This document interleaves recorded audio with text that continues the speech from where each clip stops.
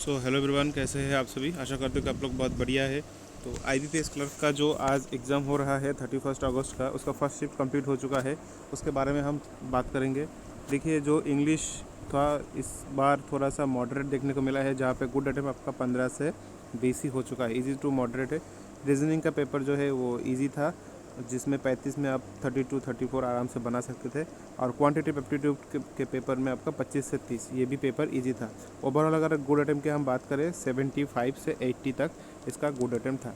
Section जो आपका मतलब क्या क्या पूछे गए थे सवाल, वो भी देख लेते हैं हम लोग। इंग्लिश लैंग्वेज में आपका रीडिंग कॉम्पिटिशन का आया था, जिसमें 8 से 10 नंबर का सवाल था। वर्ड यूजेस जो रहता है उसमें 3 से 4 क्वेश्चन था। पैरा जंबल आया था इसमें 5 नंबर का।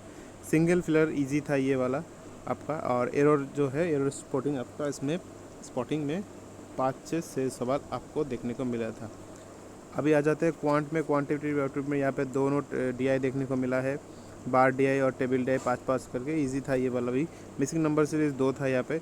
और जो आपका ये एप्लीकेशन सम यानी कि अरिथमेटिक के लिए 13 से 15, और सिंप्लीफिकेशन 7 से 10, मतलब कि थोड़ा सिंप्लीफिकेशन में कमी देखने को मिला है। जो मैंने आपको बताया कि इसका गुड अटेम्प्ट 25 से 30 तक रह सकता है।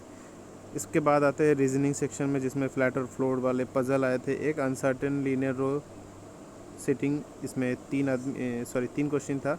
सर्कुलर अरेंजमेंट में 5 क्वेश्चन। लाइनर सीटिंग में 4। सिलोलिज्म आया था 3 नंबर का। उसके बाद आपका ब्लड रिलेशन 3 नंबर का। इनइक्वालिटी 3 नंबर का नंबर ऑफ क्वेश्चन है। उसके बाद मिसलेनियस का जो ऑड वन आउट और अल्फ़ाबेट टेस्ट रहता है वो आया था एक एक करके। और नंबर बेस्ड सीरीज़, जो नंबर बेस्ड सीरीज़ रहता है वो आया था 5 नंबर का। और एक मिसलेनियस का जो पेयर वाला क्वेश्चन रहता है उसमें 1 नंबर का।